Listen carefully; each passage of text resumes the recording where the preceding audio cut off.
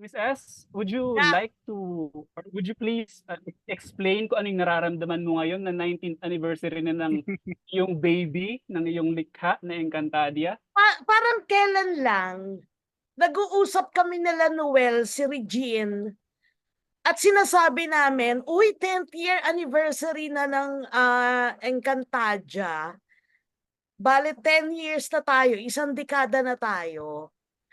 So, nasa isip ko, 10 years pa lang siya, or siguro 11, 12. Nagulat ako nung dinidiscuss ni Regine the other day na 19th years na pala siya. So, so, so kung makikita yung mga picture namin nila Noel nung araw talaga, 19 years ago when we started shooting na or binibuild na namin yung world ng Encantadia. Mga bagets ka. And parang 10 pounds lighter. Charot. Tapos ngayon, 19 years na siya. Ibig sabihin, I'm glad. Kasi nung ginawa ko siya, sabi ko gusto kong gumawa ng isang kwento. Lumaki ko sa Lola Basyang eh. At least yung nanay ko lumaki sa Lola Basyang. So pag sinabi mong Lola Basyang, Filipino counterpart siya ng mga Disney, ng mga um, children's stories, no? Yung mga Snow White. To sabi ko, gusto ko rin magkaroon ng ganon bilang writer. Na ang maaalala ng generation ng mga viewers ay nung bata sila nanood sila ng Encantadia at lumaki sila sa Encantadia. And ang daming ganon. In fact, may mga nagme-message sa akin, tawang-tawa ako dun sa isa, na dahil 8 years old daw siya nung nasa Encantadia at ka-Facebook ko to. Tapos, nung pinanood niya yon, doon niya ni-discover na siya pala si Amihan. Lalaki to. So, maraming batang ganon. Marami din namang mga lalaking nanood na lalaki pa rin naman, pero maraming nanood din na Becky, mga batang Becky, at nag-decide sila na sila si Danaya o si Amihan o si Alena o si so ang saya na naging bahagi siya at magiging bahagi siya sa ng childhood na ngayon ay dalawang generation na ng mga dalawang decades, dalawang henerasyon o tatlong henerasyon ng mga bata. Lakas makatanda. With that po, I'm gonna pass the hosting torch to my friends, co-admins ng Encantadia Saga. Go on, Matt, TL, and DJ. I just reshared yung screen natin para the fans who are tuning in on Facebook will also get to see the questions that we prepared for Ms. Suzette Doctolero. So let's start with this first question. I think nasagot na to, Miss Suzy, yung first, no? Yung take us back to the time. So let's just go to the other one. Do you have an Encantadia memorabilia? And what was or is your favorite scene to this day? Memorabilia? Yes. Object? I Yep. think meron akong kopya nung inilabas naming Encantadia map yung 2005 na cloth. Mhm. And then, nasa akin pa ata yung mga jigsaw puzzle. At saka yung poster, nandito lang sa bahay ko, nandiyan. Sa 2016, I think yung mga t-shirts, kasi nagbenta ang GMA merch ng ganun. At saka yung mga bags. Yun ba yung tinatanong mo? Yes, and what was your or is your favorite scene po? In all the installments kung Sa meron man. 2005, it's the time na nagsakripisyo si Amihan. Pinaalis niya lahat. At siya yung naiwan para makipaglaban sa mga lumulusot ko. And then, one scene in particular, 2005 also, yung naglalakad si Rakim sa disyerto, tapos kasama niya si Awu after manalo dun sa Great War at dala-dala niya na yung mga brilyante. I like that image na naglalakad tapos kasama niya si Awu na naglalakad. For that image, well, noong unang episode na Encantadia 2005 na pinalabas siya, umiiyak ako kasi hindi ko alam at that time kung kaya ba talagang gawin at that time yung Encantadia. Kasi kung maraming nagawa ang mga effects, syempre yung effects noon, magaling yung effects group natin. Sila rin yung isa sa mga gumawa ng Encantadia, ng Voltes 5 ng effects noon. Pero merong mga bagay sa script na hindi kayang gawin. For example, si Akil dapat ay isang eagle na nagiging humanoid, no? Bilang ang Lereo naman kasi ay mas air at bilang kanang kamay ng Reyna, I think dapat may ganun siyang kapangyarihan.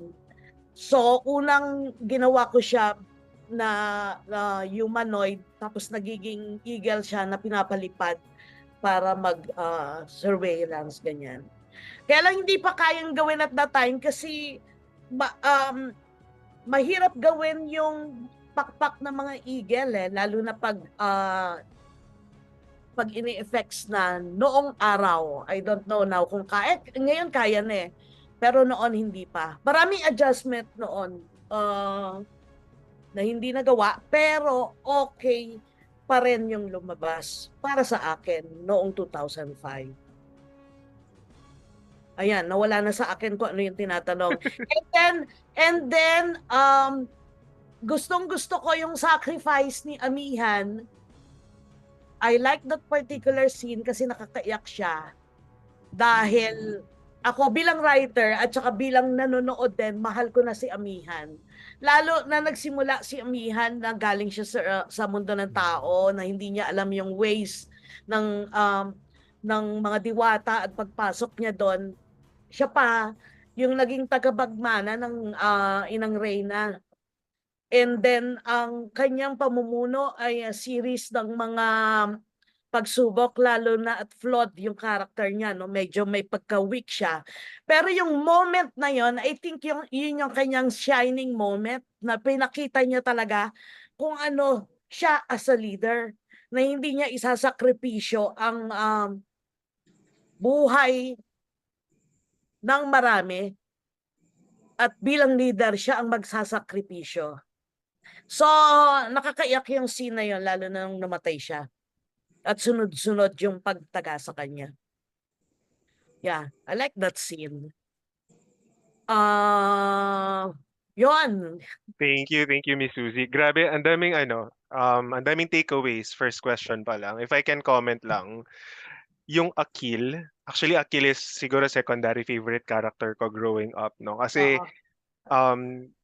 female characters kasi yung bida, madam, di ba? Sa Encantadia. So, as a young boy, I'm looking for siguro alternative someone that I can channel my my identity to. Sa'yo. Oo. So, kung hindi si Ibarro, kasi masyadong maangas si Ibarro eh. I don't identify as someone na maangas eh. But on the other hand, you still have Akil na loyal, di ba? Na it's nasa side lang siya, but he is a symbol of strength. Yung quiet strength na meron na pinakita ni Alfred Vargas noong 2005. No? And siguro a geek moment lang din, madam. I now realize na Akil is the Latin for the word eagle. Yeah. No? Ang galing, sobrang galing. Sobrang geek moment for me. Kasi yung ganun ko siya kinrate dun sa script pero hindi nga kaya at that time ng effects. But siguro flash forward, I think you were able to manifest yung same desire or wish sa Indio kung di ako nagkakamali. Kasi si Magayon, doon, di ba? She was able to transform naman to an eagle, di ba? Pero yung Indio kasi ay after Amaya na. Ang Amaya ay 2011. Yes. And then Indio siguro 2012 or 2013, kung di ako nagkakamali. So, ang laki na nang nabago. Correct. more or less. Kasi kung 2005 ang Enka ipinalabas, then ginagawa namin siya 2003, 2004. Mhm. Grabe. So imagine yung kayang yung possibilities with technology, no. So that's siguro something that we can also look forward to Sangre, no, with all the brilliant ideas from the world building and the writing from you, of course, Madam, and the team, 'di ba? Hope we Oo. can see more of those kinds of things. Sige.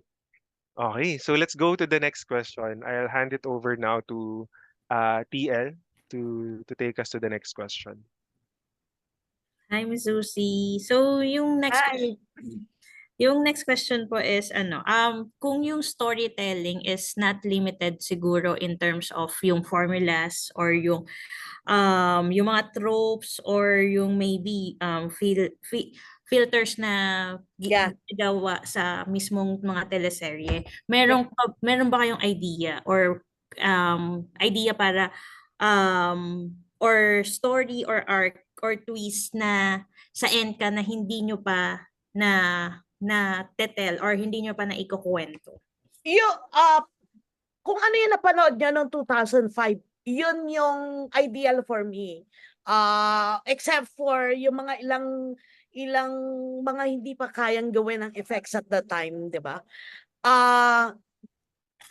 Ando doon kasi yung mga tropes. Totoo yun. Sinulat ko yun na nando doon yung mga tropes, nando doon yung mga formula kasi iba pa at that time yung fantasy na ipapakilala namin, yung Encantadia, magpapakilala kami ng isang bagong mundo na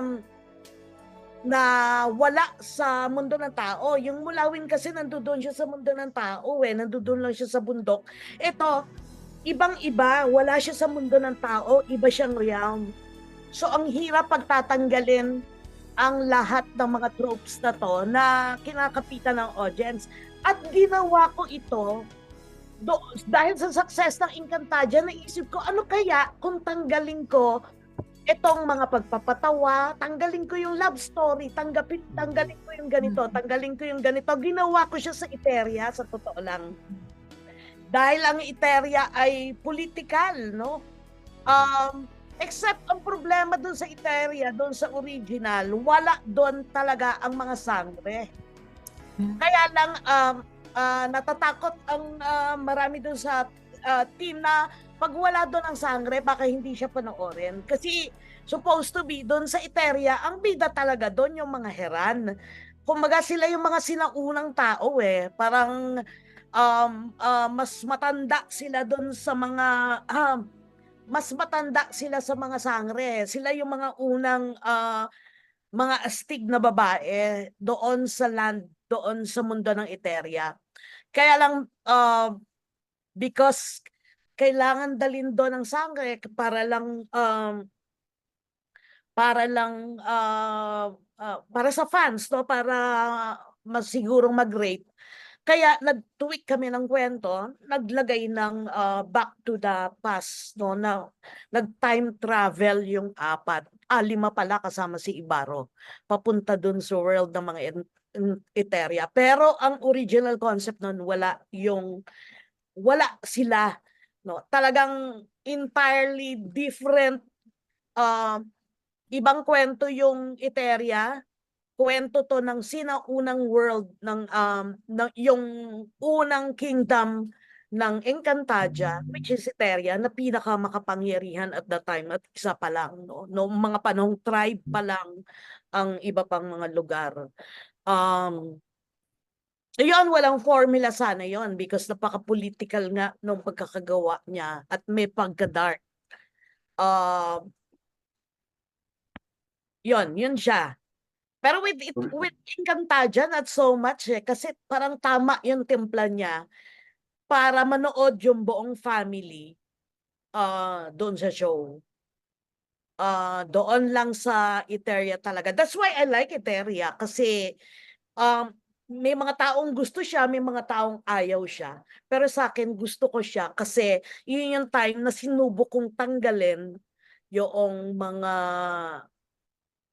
nag-work for Encantadia, which is the love story and the humor. Yun. Okay po. Actually, Miss Susie, yung Eteria, ano pa lang ako nun teenager, parang mga 13, ay, tama, mga 13 years old lang ako nun. So, technically, during that time, hindi ko siya super na-appreciate. Mm-mm. Appreciate ko lang siya nung napanood ko siya sa iFlix, naging available sa iFlix, which is around 2013 siguro, 2012, which is technically I started working Oo. na. Tapos doon ko na-realize na ang super dark niya. Ang dark niya in a way. Tapos doon ko ma-realize na parang 2005, parang magpapasko pa nga yata yun eh. Oo. Tama. 2005, during that time, bigla tayong binigyan ng GMA ng time traveling, which is for me parang new yata in terms of storytelling that nung 2005. So parang nung nare-realize ko siya, nung nire-watch ko siya sa iFlix, para yun nga, masyadong kumbaga parang dark siya siguro, lalo na Dark bata nga. yung manonood. Pero kapag medyo nagkakaroon ka na ng edad, mas ma-appreciate mo siya. Doon ko na parang sabi ko, ay naging favorite ko yung Eteria. Kasi doon talaga yung history. Ang ganda din nung lahat nung lahat nung history nila. Tapos parang 'di ba lost lost Oh. kingdom siya. So ayun, kaya natuwa din ako nung siya, nung nire-watch ko siya. So yung next question, ipasa ko lang dun sa co-admin din namin na si DJ. Hello po, kumusta po? Hello, DJ. Ay, Ba't mo ayun po. wala yan si Catherine? Oh my God, ako na-spot. Nice Okay. segue, Miss S. So ayun nga po, so as mentioned before, merong limitations that stop us from kumbaga achieving some of the character beats, like halimbawa for yun nga po, as mentioned before. So if there's any character po or subplot na gusto niyo baguhin or revise at any extent, if given the chance for the 2005 and 2016 version, ano po yung character or subplot na yun gusto niyong baguhin or ayun nga po i-revise? Saang version? 2016? Any both po, 2005 or 2016 version po.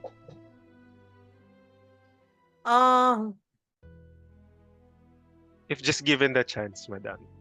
Kung wala yung limitation ng MTRCB or ng tropes or ng formulaic Ako storytelling. walang MTRCB, mas gusto ko talop yung mga diwata ko, no? Gusto ko lahat pointed ang ears nila. Mas gusto ko na mas sexy, no? Na kaya lang may iskandalo yung MTRCB noon eh. Kasi wala naman silang dapat concept ng hubad o damit or something. Baka pag comics type siya, baka mas brave o mas bold o mas daring ang magiging costume nila eh. Pero yung sa Encantadia ngayon kasi na ginawa ni Noel, it's pang wholesome talaga at pang ano talaga, pang all ages talaga. At saka pang television. Na tapos eye candy. And then ano pa ba? I wish ang kwento ng Adamya ay mas naikwento before, na supposed to be dapat yung mga nilalang na to, dahil water sila, gano'n ang mga itsura nila, pero once mag-swim sila sa dagat, nagiging mga mermaid and chokoy sila na ang gagwapo at ang gaganda. And then pag nagiging gano'n yung itsura nila. Mas gano'n siguro ako gagawin. Yun po, that's very interesting po. Personally, I feel like even sa 2005 or 2016 version po, hindi masyadong touched on yung Adamya. Oo. So, yes po. I feel like, can we kind of expect that na makakita tayo ng konting Yeah, Adamya? yeah. Yeah, with sa new version, yeah, dito sa sequel, oo, meron. Adamya actually. Makikilala natin ang mundo ng Adamya. And then aware ako na oo nga no, puro babayang representation ng Encantadia kasi at that time ang Encantadia ang first head writing job ko no, kumbaga kaka-promote ko pa lang from writer to head writer. At hinihingan ako ng concept na gumawa ka ng concept ng mga na gusto mong gawin as a head writer. So newly promoted ako. So syempre magpapasiklab ako. Tapos sabi nila gumawa ka ng kwento tungkol sa mga diwata. At that time, noong 2005, ang television ay medyo anti-babae. Medyo anti-babae talaga. Kasi ang formula at that time, karamihan ng mga soap opera, ang babae ay kailangan mahirap, kailangan hindi nag-aral, kailangan inaapi, kailangan umiiyak, pero maganda. At saka maputi. Tapos may in love siya dapat sa isang lalaking mayaman, gwapo at edukado. Tapos iyon ang magiging knight in shining armor niya o magliligtas sa kanya. Walang soap noon na babae ang nagliligtas pa except yung Darna na kasabay na ipinalabas na Encantadia noong 2005. So, sabi ko ay ang tagal ko na nagsusulat ng mga soap opera na ang babae laging inaapi o kaya nawawala ang mga anak. Noong pinromote ako noong 2005 as head writer, sabi ko, gusto ko marinig yung sarili kong boses at yung tatak na gusto kong gawin para sa soap opera. At kaya ginawa kong ang mga bida ay mga babae. At iyon ay nagkataon pa dahil supposed to be ang kwento nun ay si Lyra at si Anthony. Pero nung ipinresent yung apat na magkakapatid na sangre, tuwang-tuwa yung audience at mas yun ang kinapitan. Kaya ang ganda actually na nagbago. So kaya doon sa tanong kanina na ano ang gusto mong baguhin, wala kasi nabago na agad yung kwento Dahil nga, ang bida naman talaga noon, dapat si Anthony at si Lyra. Pero dahil nakita namin yung reaction ng audience, kaya at ako rin, nagugustuhan ko yung apat na sangre. In fact, ayoko mawawala sila sa screen. Kaya yung writing namin at that time, talagang sa sangre na tayo mag-focus. Sila yung nagpapaandar ng kwento at subplot na lang yung ibang kwento. Ayun, so nakalimutan ko na yung tanong. Ayun po, salamat po for that answer. It's really good to know po that yung Encantadia, chinayos talaga yung norms sa Philippine television. And ayun nga po, it worked out naman for us, the audience din. Oo, yun. So, puro babae. Kahit yung 2016 na requel, babae din. Pero with the new, hindi version pero yung bagong book ng Encantadia. By the way, Encantadia Chronicles present sangre no kasi gusto na nating gawin siyang maraming book sa loob ng Encantadia Chronicles. Ang mga bagong sangre ay hindi na lamang puro babae. May isang lalaki na rin doon nakasama kasi syempre nagbabago ang panahon at kinikilala natin din ang lalaki. At saka gusto rin nating maano yung mga batang lalaki na naghahanap ng sino iidiluhin nila dito, hindi lamang babae kundi may lalaki din. Thank you, Ayun Miss po, M. salamat po. Thank you, DJ. I just wanna read some comments sa Facebook Live with what Miss Susie just said. Sabi po ni Mary Juliet Karen, I love that it's a woman-led warriors. Siya, si Miss Susie, ang nag-break ng damsel in distress kineme ng mga palabas sa mundo. And then, from Denver Balbaboco, an Encantadic, an artist, Papa P as Imaw in Shokoy form. Same. One last. Where is Cassandra for Mark Tabay? You know what, Mark Tabay? That's a little spoilerish. Hindi natin yun na-entertain. Oo. Ay, Oo. gusto ko yan. Let's proceed, Matt. Para may Okay. Cassandra. Yeah, if I may just react dun sa lore or headcanon ni Miss Suzette kanina na we didn't have the opportunity to translate dun sa TV, no, yung part ng transformation ng mga Adam yan. I think in a way, yung 2016, correct me if I'm wrong, madam, you took the opportunity with Memphis kasi si Memphis hybrid siya, di ba? Parang Oo. yung isang pisngi niya is parang beastly or Oo. ibang creature, di ba? But on the other side, may pagka-humanly pa rin in a way. Si Noel ang ating Hmm. pasalamatan dyan dahil siya yung nag-design ng look ni Nice. Memphis.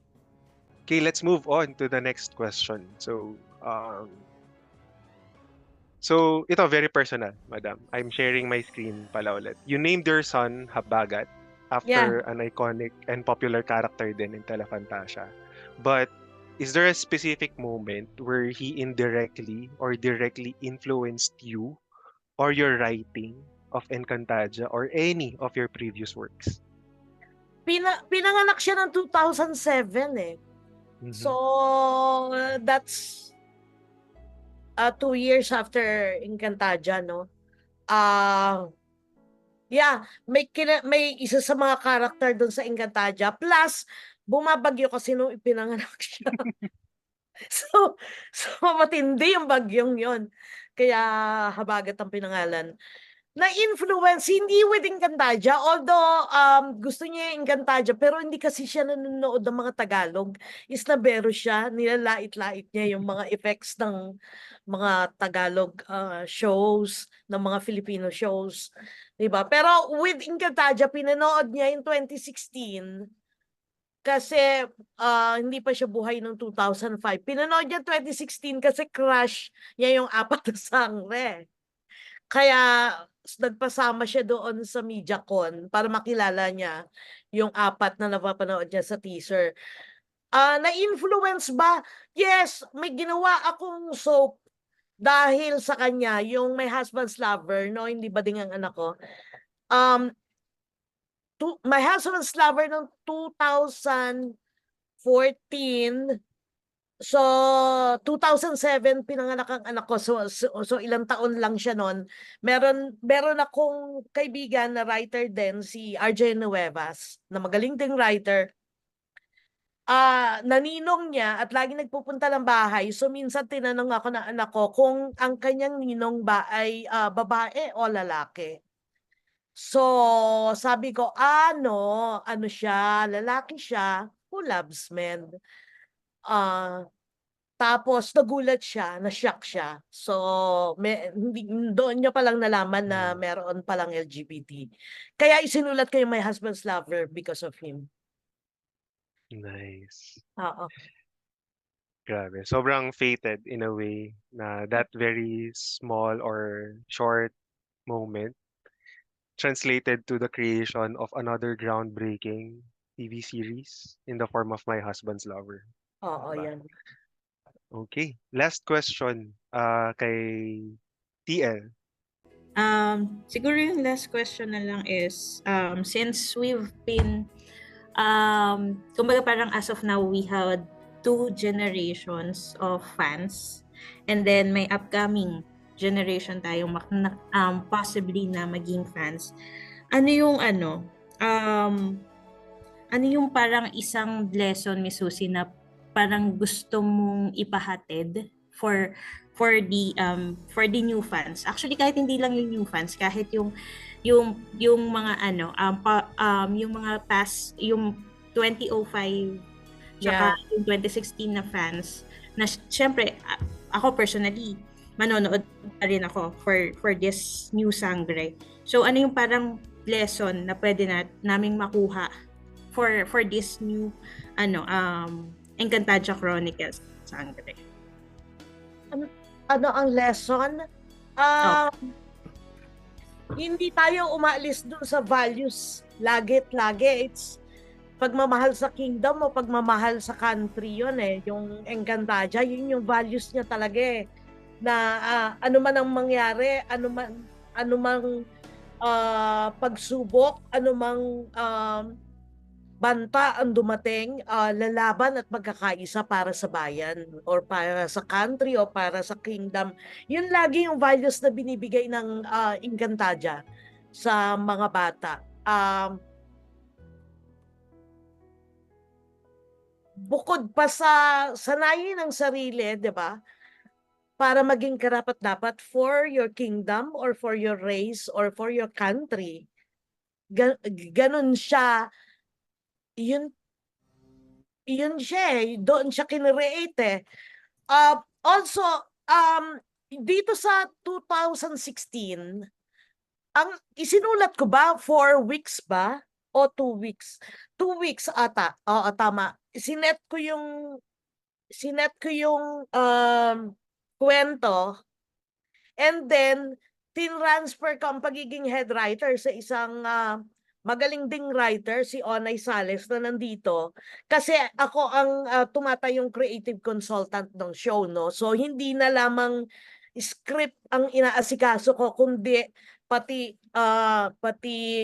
yung mga artista, pati yung sa direction, overall, pati yung promo, isa na rin yan sa mga inaasikaso ko bilang creative consultant and showrunner ng show. So, mas malaki yung task at hand na so pinasa ko na yung pag-head write kay Onay. Pero doon pa rin ako sa lahat ng meetings at ginagabayan sila sa kwento with tulong ni Greg dahil ang dami kong details lang nakakalimutan at inkantadik lang ang makakamemorya. Inkantadik lang na, uy Greg, ano na nga yung pangalan nitong ganito na nakalimutan ko, itong kambaldiwa ni tapos malalaman niya. Tapos alam niya na agad. Kasi sa akin, sa dami na naisulat ko, nakalimutan ko na siya lahat. Although alam ko by heart yung kwento. Pero nakalimutan ko yung karamihan ng characters except for yung mga main characters. Yon. So, ano pang values? Yun lang yung gusto nating i-impart doon.